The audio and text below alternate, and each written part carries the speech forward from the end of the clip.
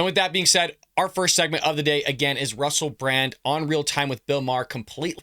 Their propaganda for the progressive left and the Democrat Party. Sure, maybe they're not on the campaign trail standing on a stage with the President Joe Biden, for example, doing speeches for him, but they're still rubbing his shoulders and massaging his feet each and every week in the same way that CNN is. And the difference between CNN and MSNBC is at least MSNBC sits there and pushes their bias out there and lets everybody know that they're progressive left, or at least they're of the left with the Democrat Party. And Fox News does the same thing. Fox News is open about their bias. So I don't understand what the problem is of Fox News going out and campaigning, or at least doing some sort of work with Donald Trump in the same way that MSNBC does. At least, again, both sides are open about it. The problem with CNN is they're not open about it. They think that they're an unbiased news network. Still to this day, they say that they're unbiased. Every news network has a bias. Sure, you could say every news network is a propaganda machine for somebody because there's always a bias within there. But you're just going to sit there and target Fox News for this or that. And by the way, there was election fraud. Let's be honest. There was. And you don't have to hire an investigation firm to do that. You can literally just pull out the voter registration rolls yourself and look at a line of property and go visit that property, and the person probably doesn't live there. You could literally do that yourself, and people did.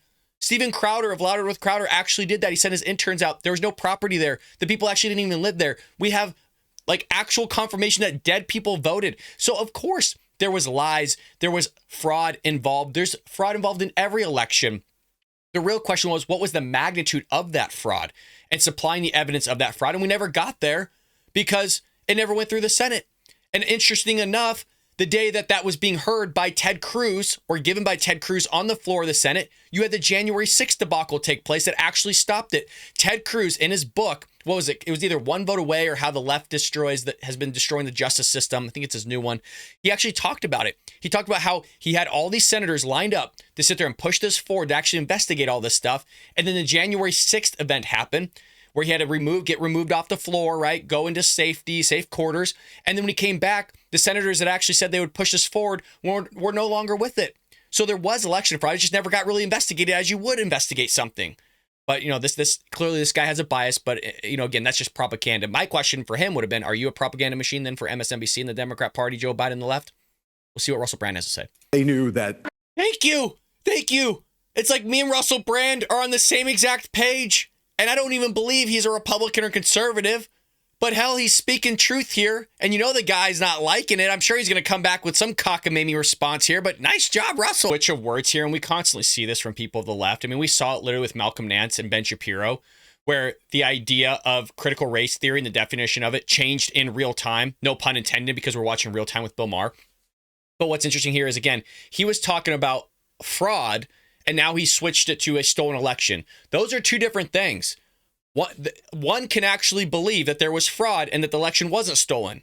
There's a certain level of fraud in every election that's taking place. To say there isn't is just asinine. You could have a small level of it, or you could have a high level, and that's the purpose of investigating the stuff, to see what level of fraud was instituted in an election. And depending on that fraud, the level of materiality in that fraud, would that actually sway the election? Would there be a differential in terms of electoral votes? That's something we would need to analyze and actually look at.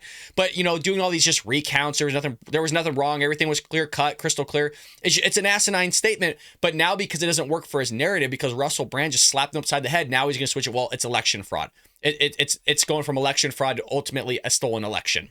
Now we see really what's going on here is the goalpost is actually just moving for him, because he needs to cater to his argument, make it fit, make it work. Come back with some sort of stupid answer, and there you have it. The MSNBC guy, every time they lose an argument of the progressive left, now it goes into basically characterization. Oh, you've only been on the show once, basically taking a jab at Russell Brand's ego and his popularity. Well, you only been on there once, big bleeping deal. It's so typical. There's no actual substance to the guy's argument. He just has to sit there and attack Russell now. Russell Brand actually gave him an example, and he completely disregards it. Well, non-response.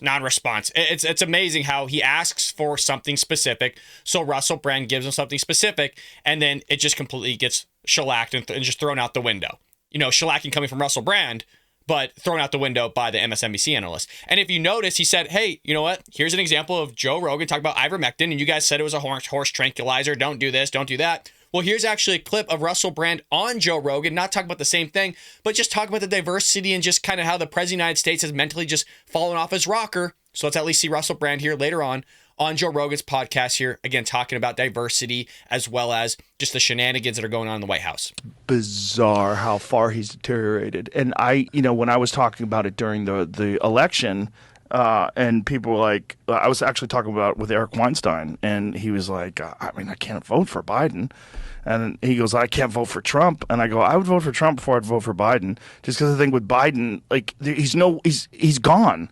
Like, he's gone. You're going to be relying on his cabinet.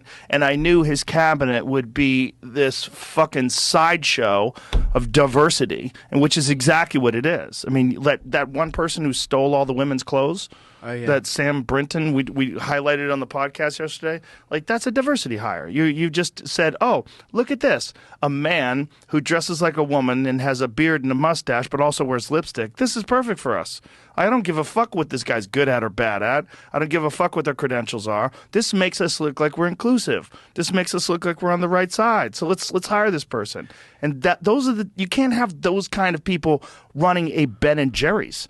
You certainly can't have those kind of people running the fucking most powerful government the world's ever known. It's nuts. It's nonsense. He's not wrong. He's not wrong. Again, all diversity hires, okay? And not saying they are not equipped to do the job, but a lot of them are not equipped to do the job. I hate to say it, but they're not. They were hired because of their skin color or based on their sexuality of what their preference is, whether that's being gay or LGBTQ plus elemental P part of a community. That's why they were hired to fit some sort of diversity quota, not based on here, not based on actually your work experience or what you can and can't do.